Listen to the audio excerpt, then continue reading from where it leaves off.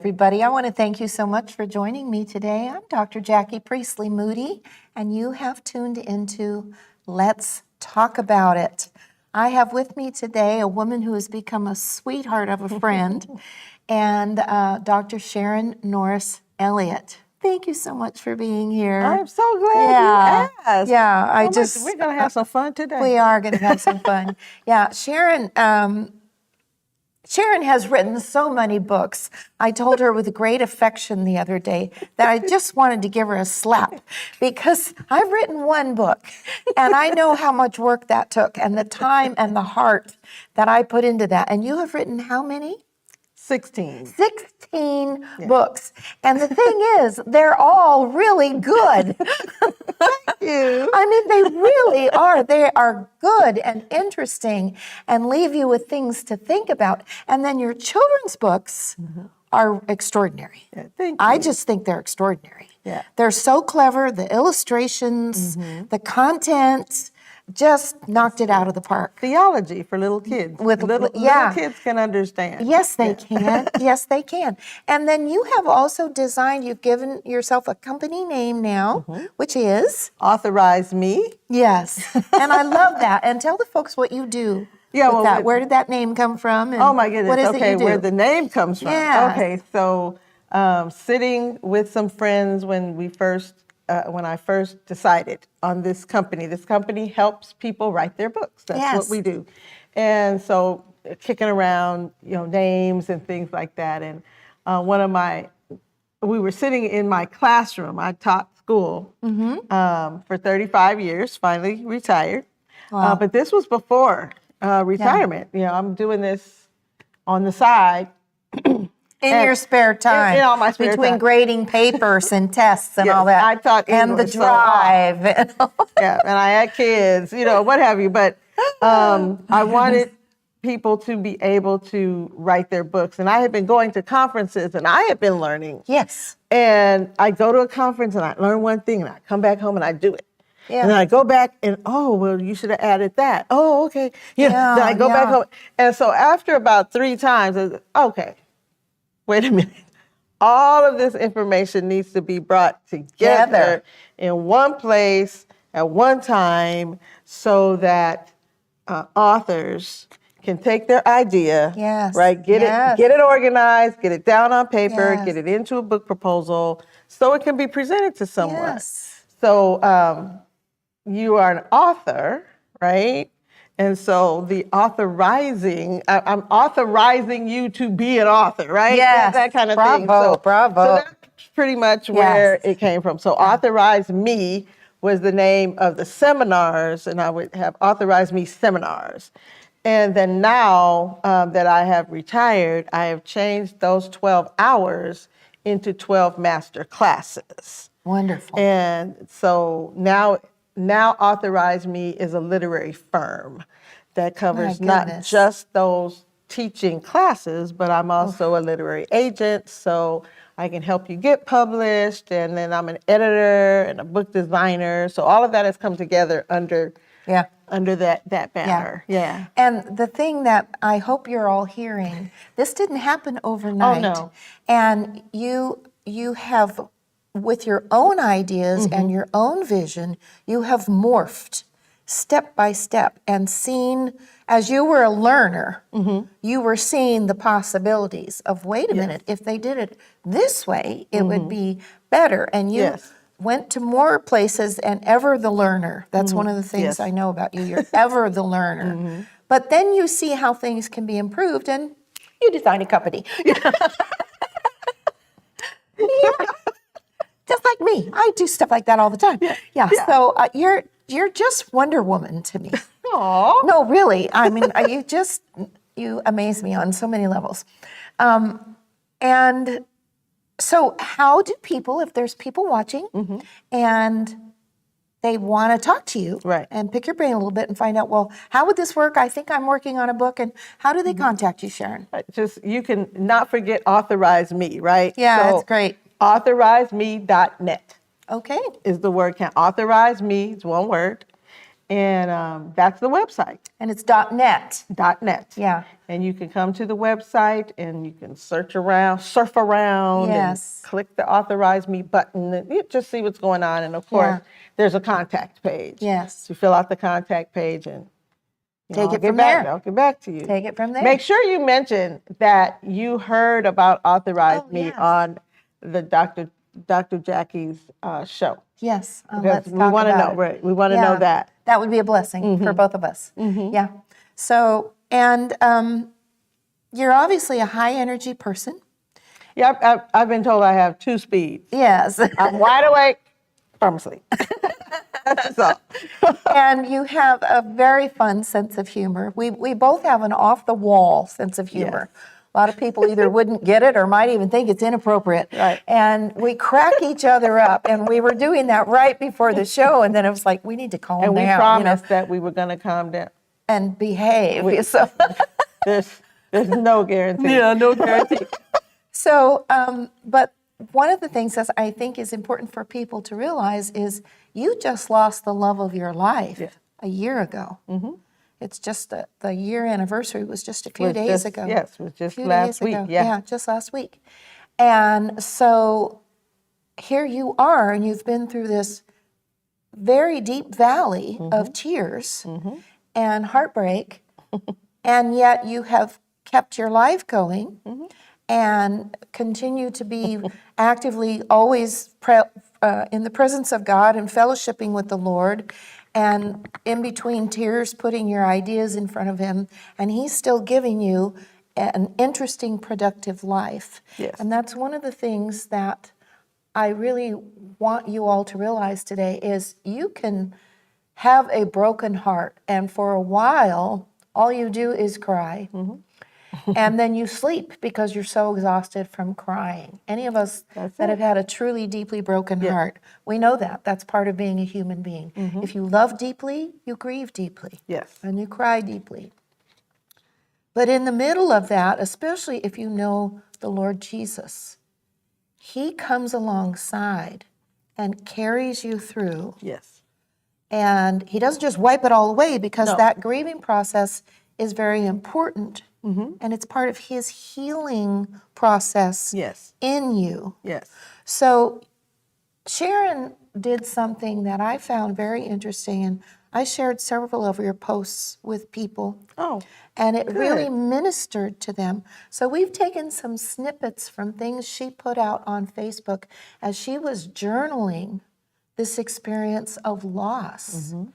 And leaning on God, and you know, learning to have a different life as a single woman. And we've taken snippets of that, and we're going to be sharing that today because I found them precious. I found the things you shared precious and insightful, and they also nudged me to think, you know, I got to get my house in order. Because I'm not 35 anymore. No.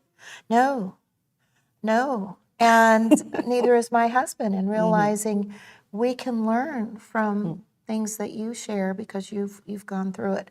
So we're going to be talking today, and I just want us to jump in. I caught things where you talked about him going home, and you. One of the things that comforted you is to know that he's actually, the man you love is face to face with Jesus. Yes. Which is pretty amazing.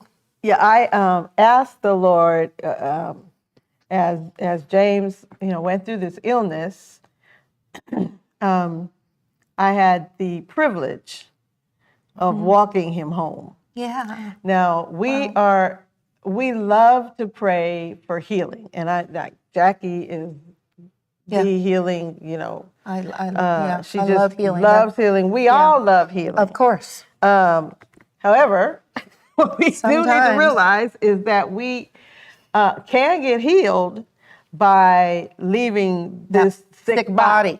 And so it's just a matter of which is going to happen. Yeah. And so when... And how old was James when he passed? He was 80. 80? Yes. Okay. And so he had this illness, and he was declining. Yeah. And so the doctors then had tried, they'd done all they could do. Yeah. Yes. And told us, okay, Yes. now we're in the hospice stage. Yes. And hospice, I learned so much. You learn so much, even if you don't want to. Yeah. And yeah. What hospice is the care of you, and you now are not taking any medication that is curative. Yeah. Right? You are just letting the natural process. Because if the Lord doesn't come back, Yeah. We're right, all going that pass away. We're going to pass away. And our culture lives in denial of that more than probably any other country in the world. Yes. Americans just, I'm going to live forever. You know, there's been rock and roll songs about I'm going to live forever, but that's a self-deception. Yes. So I had asked God, okay, since we're here, Lord, I want to be alone with James when he walks to meet you. Now, I had no idea. That's an interesting prayer. Right, how that was going to deeply intimate. Yes, work out, and God miraculously worked that out. Wow. And so, we had a night nurse who would come, and so I could sleep. Yes. And so the night nurse would come from 11 p.m. to 7 in the morning. So I could, go out from the daily care of him, of James. And the nurse came every day, or every night, you can say, except Sunday, which, okay, great. Okay. So this was going into a Monday.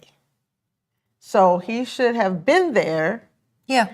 At 7. Well, this was Monday, going into Tuesday. Okay.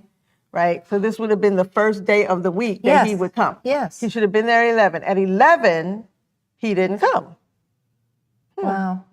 So looking at the watch, So 12, he wasn't there.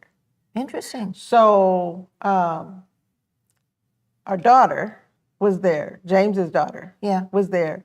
She called the service, and the service said, oh, well, Sharon called and told him not to come today. Which you had not done. Which there's no way. No way you would have done it. Because I'm ready to go sleep, right? Oh, yeah, you need your sleep. No, I didn't. What? Yeah. But now he wasn't going to just get up and come. Sure. So his daughter and I said, well, I guess we're on watch, for the night. And he had gotten to the place where he was just really just resting. Yes. He couldn't speak to us any longer. Yeah. He was just resting or what have you. So I said, okay, well, you guys go ahead and get ready for bed, And we were watching his respiration.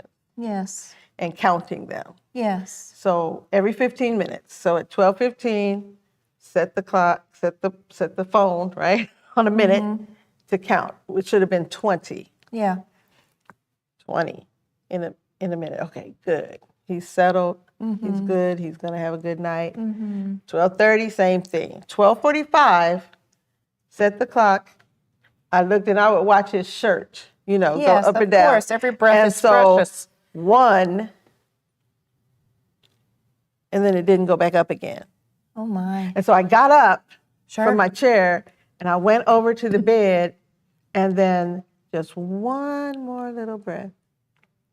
And then that was all. No struggle? No struggle. Just gentle? He just slept into glory. Wow. And I looked at him, and I said, you're looking at Jesus right now. Oh. It was just like, we teach about it and we preach about it and we write about it. There was the reality right in front of you. Yeah. And it wasn't until later that morning, we had to call and get all the kids over, and everything before the mortuary van, came to take him. They do that. And after they took him was when I, realized. It hit you. Oh, wait. Yeah. He's like gone. He's real gone. He's really right. Gone. Yeah. But that moment was just, wow. Yeah. Yeah. A quiet, revelatory, Yes. glorious, uniquely glorious Yes. thing that dawned on you. Yes. Yeah. And it's a great mystery, isn't it? It is. Because 1 minute they're breathing. Yes. And then their spirit just goes, I'm out of here. I'm gone. See ya. And there's the shell we've hugged and Yes. kissed and laughed with and cooked with, and nobody's home Right. anymore. They just cannot do any of that anymore. No. And it was strange. Yeah. So the life is not over. The life just leaves. Yes. And you have the just comfort moved. when you know Jesus. You have the joy of knowing And they that- have stepped over into great Without joy. that Oh my gosh. comfort, Yeah. without that reality, Yes. I don't know. How people cope. I don't know grief. how, Yeah. right. Yeah. Because then there's real pain. Yeah. Yeah. Like there's real, Yeah. yeah. You said something that I thought was so cute because you guys were married how long? 21 years. 21 years. That's quite an accomplishment in today's times.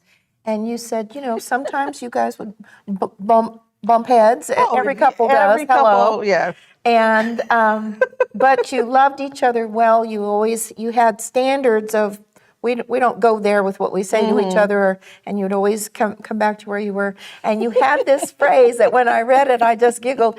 It says, if you leave me, I'm coming with you. Right. So you might as well not think you're going to be leaving me, because I'm coming with you. James started saying that. I started copying him because he's the one who started that. That was just precious. Because my company and my business and all, I travel a lot. And Yes, he you wouldn't do. go everywhere Yeah. with me, Sure. right? Sure. And it would be so funny. I would be packing and he said, "Oh, you leaving? Wait, I'm gonna get my bag." So it's always, if you leave me, Yeah. I'm coming with you. I'm coming with Right. you. And so, I couldn't go this time. No, it's not your But time to go I'll on get that there. trip. Yeah. I'll get there eventually. Yeah. Yeah. Yeah. When did the wave of the tears hit you? Because I came to the funeral. The funeral was the remembrance and the celebration of his life. I was so glad that I went. It just blessed me. And you just seemed like a rock. And then, of course, because you're Sharon Norris Elliott, you got up and spoke. Right. And you really spoke. And you weren't falling apart. You didn't need 3 boxes of Kleenex. And I just thought, look at her.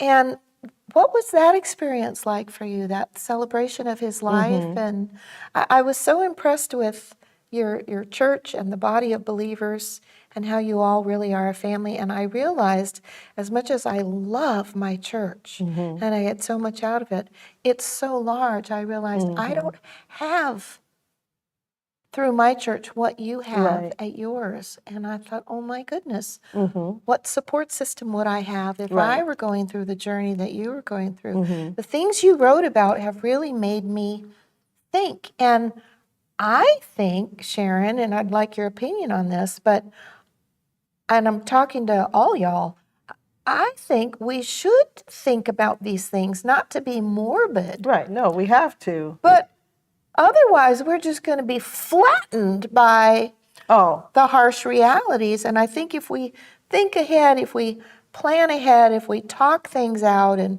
to say to family members or friends, if I need you, will you be there for me? I mean, I think it's important these things are talked about way in advance. Way in advance. Way in advance. Because you want to talk about the death, your death, their death, whatever, when nobody's sick, and nobody's hurting. When nobody's hurting, when the pressure's not on. Yes, and you can think clearly. Right. Kind of like you're shopping. Kind of like when you buy your car insurance. You don't buy the car insurance at the time of the accident. Good point. No, yeah, and we should be that practical. And you look at all the things because car insurance has a whole lot of little, well, do you want this part? Or do you want this? Do you want that? Do you want that? And you do that well in advance. And that is part of what was able to keep me all together. But when you go back to the church, my church members were praying for me. And when I say, I'm not saying that glibly, they literally took the time when they went into the throne room with God about what their issues were. They remembered took me. Yeah. See, that's huge. It is huge. That's huge, because when I go before God, I'm really only talking about the things that are really important to me, that I really want God to deal with. And so if I'm taking my friends with me, right, that is big. It is big. It's the biggest gift somebody could give you, really. Yes. But I obviously, I have friends here at HSBN. I have friends, from traveling. And so I was covered, undergirded, surrounded by prayer. That's wonderful. And the people at my church prayed and prayed and prayed, and they showed up. And then again, a couple who were not at my church, someone I've known them for years. I don't hang around the wife, my friend, a lot. She probably heard it. I don't even think I personally called her to tell her. She knew James was sick, of course, but I think she probably read it online somewhere. That he, had passed. They were at the door. Wow. Like that evening. So when they said we're here, when they said we're here for you, which so many people say, they put action to their heart and their words. And then we're here for you. Just having people there. Yes. Now after the young people, took him and put him in the van and drove away, I went back in the house and went back into the room where he had been, and that's when I just lost it. Of course. I cried and cried. I don't know how long I cried. Yeah. But his son was there at the house. His son-in-law was there at the house, and my son, who lives in New Orleans, called on the phone right then. Yeah. And I could hear Mark on the phone. Mama, it's going to be okay. But those two big men, they just stood there with me. Yeah. Yeah. They just stood there. And that's another thing that I want everybody to realize is when someone has suffered a loss that is that deep, because losing the love of your life, it's like an amputation with no anesthesia. Right. You just like machete, your heart is just boom. Yeah.